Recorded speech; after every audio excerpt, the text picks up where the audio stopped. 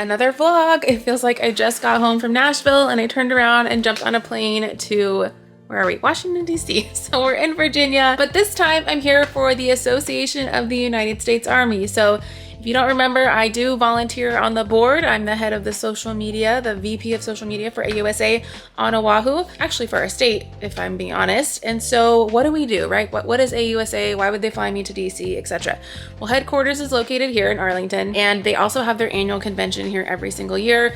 I went last October and there was, I think, 40,000 people that attended in over 40 countries.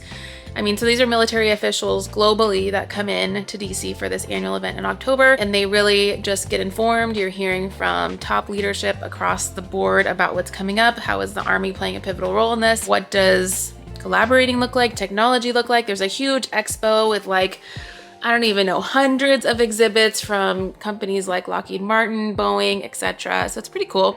Very much a domain that's not my comfort zone. I don't know too much about what they're saying. A lot of the stuff is over my head, if I'm being completely honest. But what I do get is the networking and the opportunity to help each other and say, this is what's working for my chapter, what's working for your chapter, how can we help each other? A big part of what I do for AUSA on the local level at Schofield is we give their newcomers brief. So once a week, we have a team going in every Tuesday and Thursday to talk about moving to Hawaii, what it's like to buy a car. We used to do ocean safety as well. We also do our off-post housing options. Should you rent, should you buy? And we also talk about your VA loan benefit. So just those couple of topics are super informative, and our soldiers tell us every single time, man, I never got this at any other in-processing. I wish I would have known this information. And so it's really great that we can give that. And then secondly, what am I doing here? So now it's August. It's not the annual convention. This is a different thing. I was invited to their chapter leadership training. So this is 3 days of, I think, really just diving into the programs that they have available, so that I can go back home, share with my board, this is what's happening this year, these are the programs we need to be aware of. Maybe there's some creative inspiration of things to take back home and implement. I mean, just recently in this last year, I've had a number of people say, I want to volunteer, how can I get involved?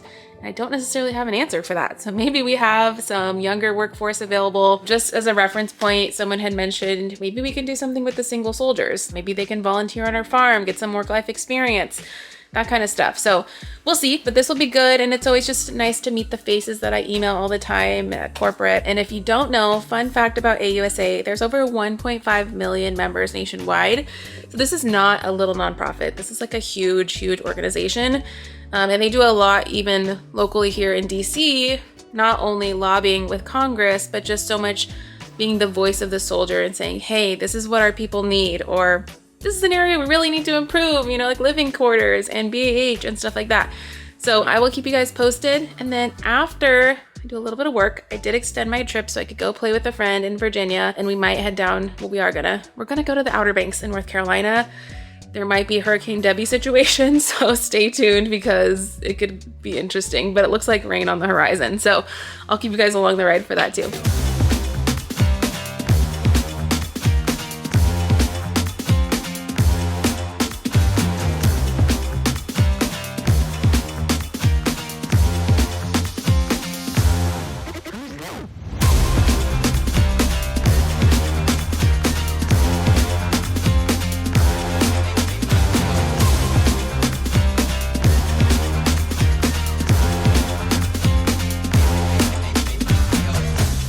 It is as hot can be with my new bucket hat. Oh my gosh. This is gonna be fun though. We're exploring down to Hatteras Island today, and then up by Duck and Corolla tomorrow. We're gonna see some horses on the beach, so stay tuned.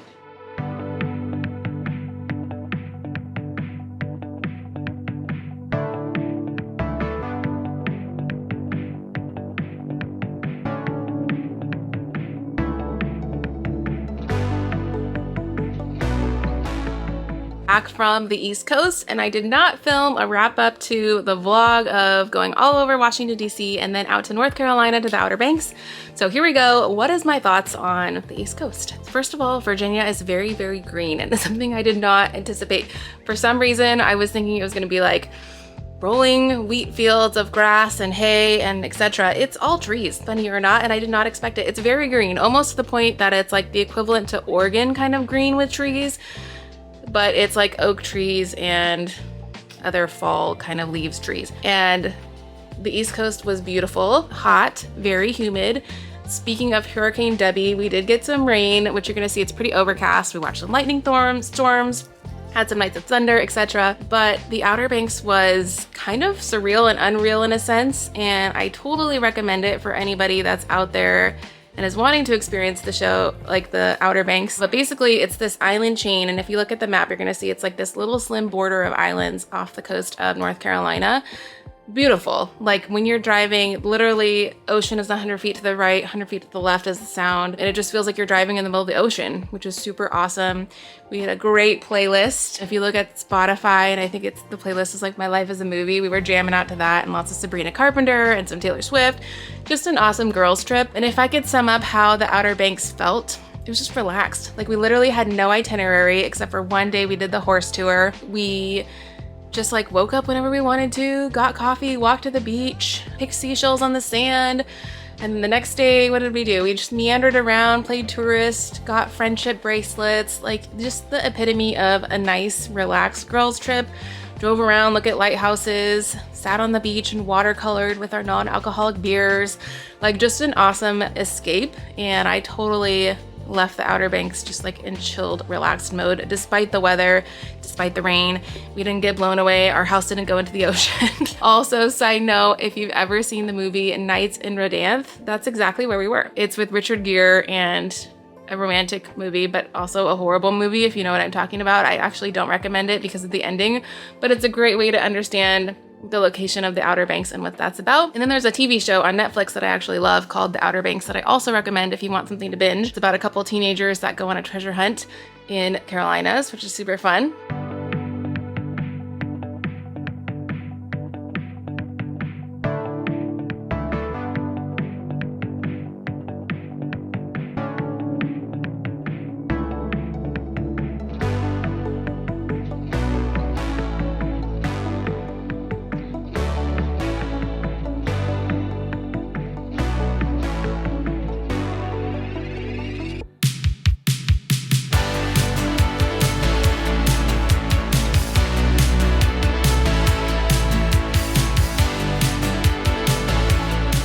Anyways, I am back home, ready to get back to work and stuff. I just had my onboarding calls with Rose this morning for the week, and we just recorded a podcast actually with the editors of the YouTube channel, Creating a Late. So if you are loving the content, if you're loving the editing style, if you're someone who wants to get into video, we'll drop their link below so you guys can check them out, but they're amazing. And I'm getting back into, I feel like fall is upon us, like literally.